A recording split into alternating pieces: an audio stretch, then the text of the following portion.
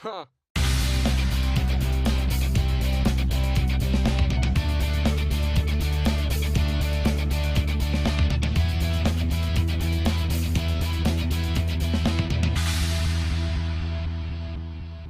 That it would make me feel better if I wrote to Sesame Street, because they were so nice when I was a little kid. No one ever wrote back. Well, you know, a lot of those Muppets don't have thumbs. All I got was a lousy keychain, and by that time I was living in a box. I didn't have keys. I'm sorry, Phoebes. I just wanted to do a good deed, like you did with the babies. This isn't a good deed. You just want to get on TV. This is totally selfish. Whoa, whoa, whoa. What about you having those babies for your brother? Talk about selfish. What are you talking about? Well, yeah, it was a really nice thing and all, but it made you feel really good, right? Yeah, so? Well, it made you feel good, so that makes it selfish. Look, there's no unselfish good deeds, sorry. Yes, there are. There are totally good deeds that are selfless. Well, may I ask for one example? Yeah, it's, there's... No, you may not. That's because all people are selfish. Are you calling me selfish? Are you calling you people? Yeah, well, sorry to burst that bubble, Phoebes, but selfless good deeds don't exist, okay? Hi, my name is Jonathan Chen. Today, we're going to be talking about kindness and the motivation behind kind acts. Within every action, there's hidden motivation. Even the most minute acts are not brainless, and for the most part, incentive is conscious. The motivation can come in a wide variety of forms, and they can incite a wide range of deeds. According to the Atlantic newspaper, a person might be more likely to do a kind act in an environment where there are more people and where he feels more comfortable in. This supposed person would rather do a kind act among people in order to show people that he is a good person, rather than just doing it because it's the moral thing to do. Indeed, even kind acts may have a hidden incentive, spurring one to do things they should do with the sole hope of personal gain. Are we all just selfish beings, only doing things out of greed? Or should we take a less cynical view and acknowledge that people do have the altruistic motives for their actions? Today, we're going to be looking at two people who are members of amazing organizations and help their communities on this American life.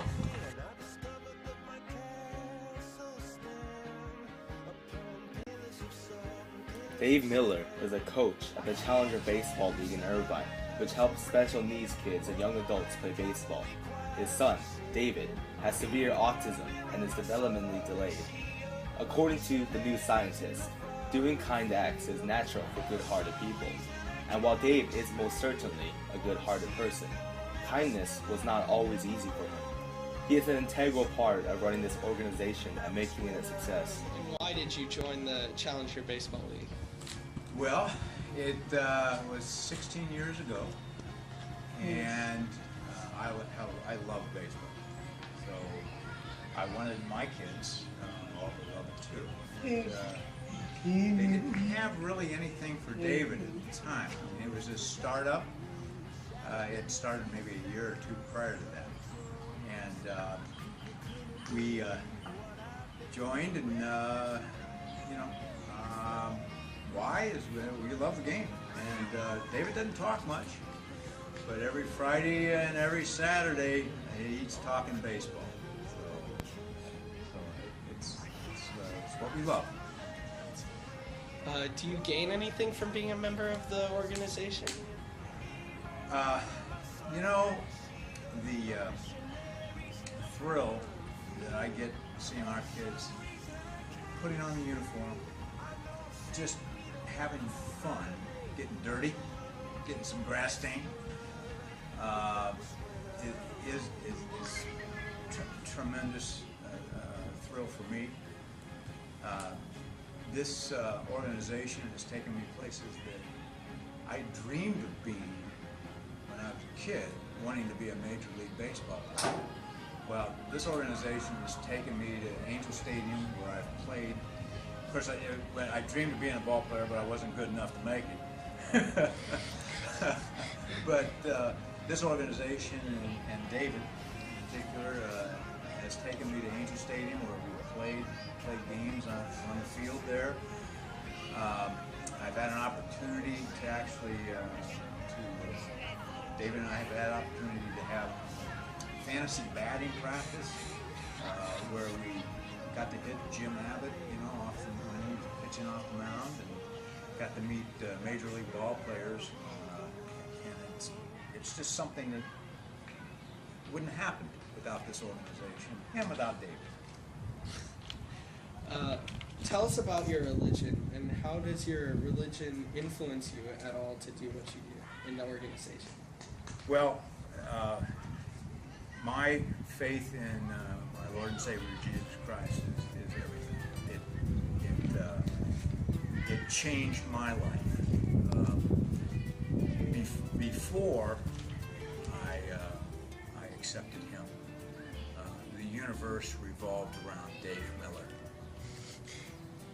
But when I found Jesus, I found out that the important thing in life and why we're here is to help others. And our purpose and our goal in life is to do as much as we possibly can to enrich others and bring them as close as we can to Jesus. It's been a major role. Do you ever feel that raising your son may present challenges that you were not expecting? I can remember the day that David's going to be 30 this year, and I can remember the day. So we've lived with autism for 28 years. He was diagnosed when he was about 1.5, and I didn't know what autism was. I had no idea. So I was.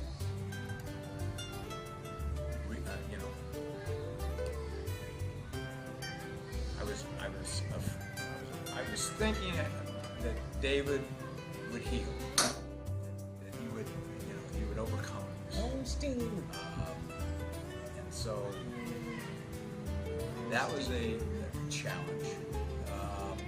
Went through a period of time where I was disappointed, and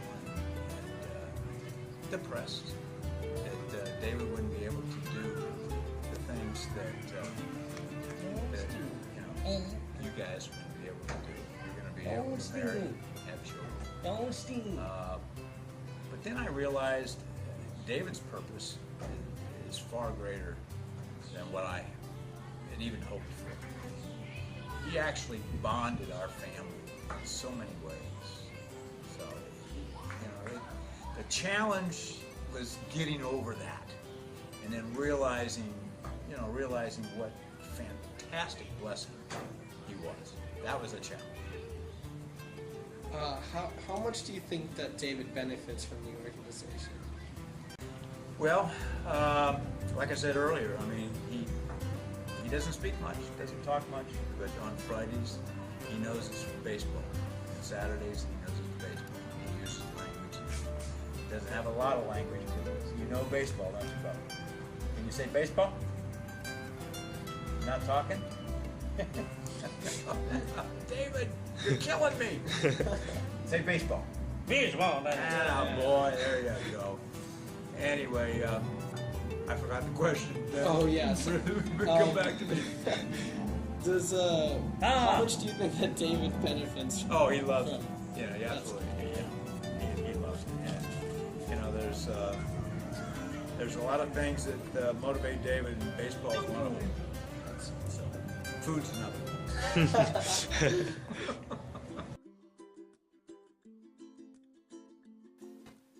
Someone Cares Soup Kitchen was founded about 20 years ago. They are a non-profit organization which provides daily meals for the homeless and those who are in need of food.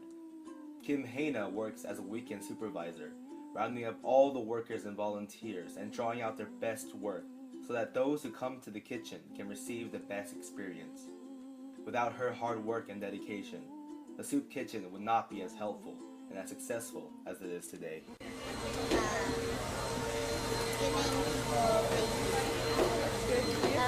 Cleaning up and helping him. Okay, and what motivates you guys to be kind? Like when you see someone who needs help, how do you feel? Do you feel like helping them? I like helping them.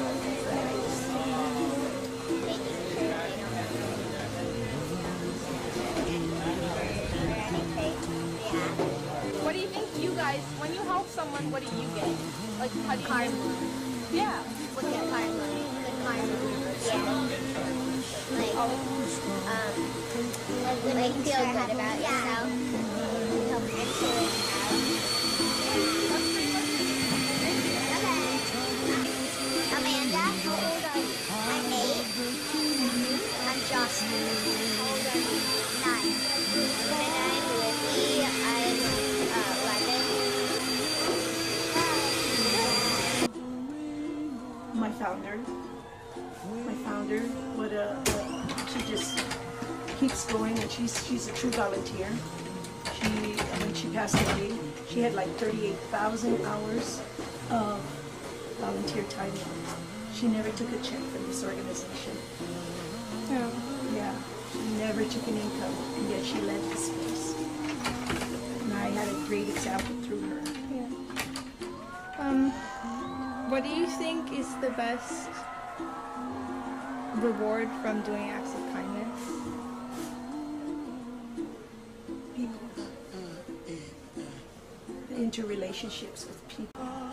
Even if I don't have contact between some of the folks, other volunteers will have contact with the folks, and I get to watch it happen. It's so beautiful. Okay, how do you think these acts of kindness can lead to other? Do you think? I think that the acts of kindness are truly done by the volunteers, and the need makes you hungry and want the resources.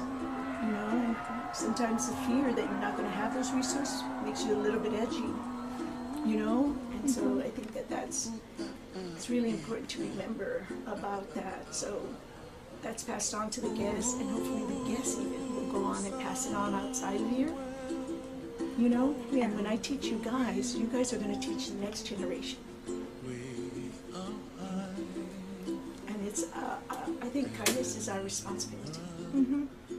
So would you say that's the motivation behind doing kind things? Like, it's a responsibility? It is, but I mean, when I talk about responsibility, I say it's a just responsibility. It's about justice. Okay? Okay, I think that's... This is the biggest award. She was so proud of this. This is the Clara Barchin Award from the Red Cross. And she was so proud of that because she raised 8 children. And at one time, she needed help from them. Is it the Red Cross or Salvation Army? Yeah, the Red Cross. And she needed to get help from them. And when she founded the soup kitchen when she was 65, I believe, that she could pay it forward. You know what I mean? And thank the Red Cross for everything they did. And then they came back and said, no, we thank you. Because they helped her, you know, when she had her 8 children. Oh, hi. I was just washing my hair. You know, today, we examine people's motivation to do kind acts. People like Dave Miller and Kim Hana. They're members of organizations that dedicate their time to people who really need their help. Everyone has a reason or a motive to do something. And it's no different when a person does a kind act. Some motivations might be pure, while others may be done in one's self-interest. But when this act ultimately benefits the people who really need it, the reason or motive becomes less important than the result of an act of kindness. Thanks for watching. It's American Life.